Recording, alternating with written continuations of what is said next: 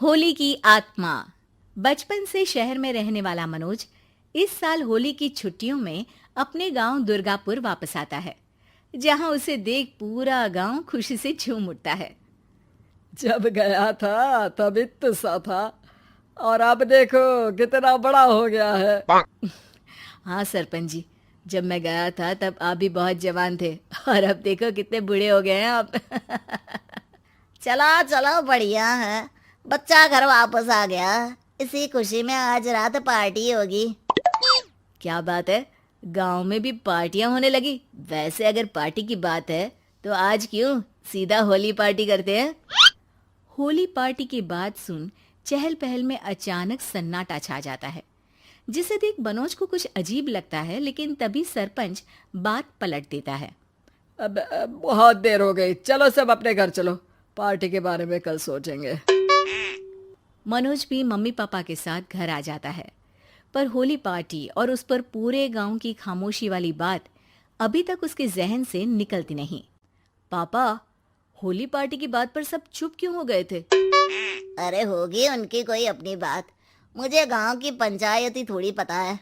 थक गया हूँ, चलो सो जाते हैं, कल बात करते हैं। पापा की बात मानते हुए मनोज भी सोने चला जाता है। आज तो छुपा लिया, लेकिन हफ्ते बाद जब होली का दिन आएगा तब इसे कैसे रोकोगे? अगली सुबह सूरज के साथ ही मनोज भी गांव घूमने निकल जाता है, जिस पर रास्ते में उसे अपनी ही उम्र के कुछ लड़के भी मिलते हैं, जिनसे दोस्ती कर अब वो उनके साथ घूमने लगता है। इसी तरह कुछ दिन बीत जाते हैं और होली नजदीक आने लगती है। दोस्तों, होली में 4 दिन ही बचे हैं, पर गांव में उसकी कोई तैयारियां क्यों नहीं दिख रही? क्योंकि यहाँ होली नहीं मनाई जाती। अरे पर ऐसा क्यों? वो राजा भूषण। अरे तुम 4 दिन के लिए आए हो, क्या इतना सोच रहे हो? चलो कुछ खाने चलते हैं। इसी के साथ एक बार फिर होली की बात को टलते हुए देख मनोज को शक होने लगता है। वो घर पहुंचते ही इंटरनेट पर अपने गांव और राजा भूषण के बारे में जानकारी निकालने लगता है। क्या? मुझे आज तक ये नहीं पता था। ऐसा कैसे? किसी ने मुझे कुछ बताया क्यों नहीं? सारी जानकारी लेने के बाद मनोज गांव वालों या अपने मम्मी पापा से कुछ पूछे बिना खुद ही उसकी सच्चाई के बारे में छानबीन करने लगता है, जिसके चलते वो राजा भूषण की हवेली में पहुंचता है। वाह, क्या हवेली है यार। पर क्या यहाँ सच में कोई भूत है? हेलो भूत जी, कोई है क्या? हम इस साल गांव में होली सेलिब्रेट कर रहे हैं, क्या आप उस पर थोड़ा इंटरव्यू देंगे? मनोज के ऐसा बोलते ही गांव में तूफान उठ जाता है और हवेली में रखी सारी चीजें हिलने लगती है।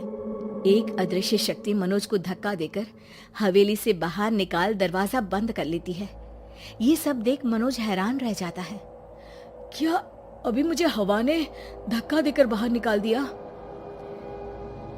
मेरे होते हुए इस गांव में कभी होली नहीं मन सकती, इसलिए दोबारा ऐसी कोशिश भी मत करना, अंजाम बुरा होगा।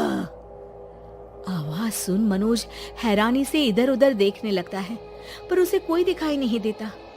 वो गांव वापस आ जाता है, जहां तूफान की वजह से सब कुछ तहस महस हो चुका होता है। आखिर ये तूफान आया कैसे? ना ऐसा कोई मौसम था और ना ही हमने होली का त्योहार मनाने की बात की थी। सरपंच की बात पर कोई रिएक्शन दिए बिना मनोज चुपचाप अपने घर चला जाता है। इस तरह देखते ही देखते होली का दिन भी आ जाता है और मनोज रंग लेकर गांव में निकल जाता है, लेकिन गांव पूरी तरह खाली होता है। अरे त्योहार का दिन है, धूमधाम की जगह मातम क्यों मनाया हुआ है?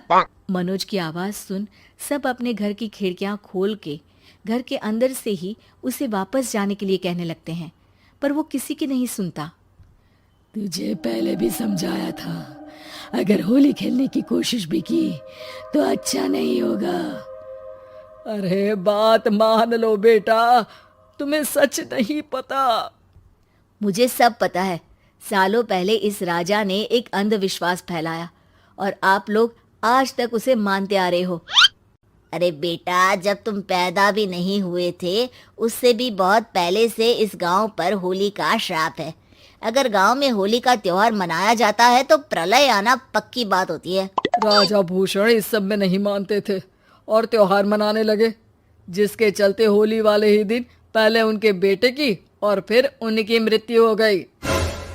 तभी से गांव की रक्षा के लिए उनकी आत्मा उस हवेली में रह रही है। सबकी बातें सुन मनोज उलझन में पड़ जाता है।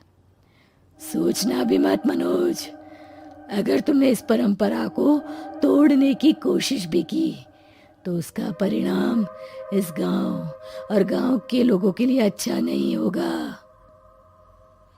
मुझे भी यकीन नहीं हो रहा कि आप लोग एक बेतुकी बात को मानकर सालों से रंगों के त्योहार को मातम की तरह मनाते आ रहे हो। मनोज किसी की कोई बात ना मानते हुए पूरे गांव में रंग बिखेर देता है, जिसके तुरंत बाद वहां तूफान के साथ बिजलियां गरजने लगती है। अचानक मौसम में ऐसा बदलाव देख जहां मनोज कंफ्यूजन में आ जाता है, वहीं गांव वाले डर से सहम जाते हैं।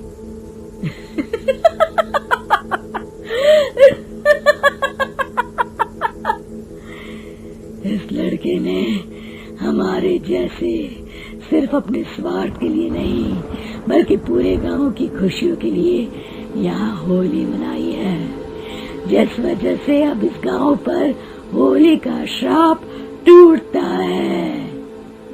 ऐसा बोलकर राजा का भूत वहां से गायब हो जाता है, जिसके बाद गांव के लोग धूमधाम से होली मनाते हैं। खुशियों के रंग गांव में बिखरे ही होते हैं कि अगली सुबह अचानक मनोज कहीं गायब हो जाता है और एक बार फिर गांव में होली का नया राज शुरू हो जाता है।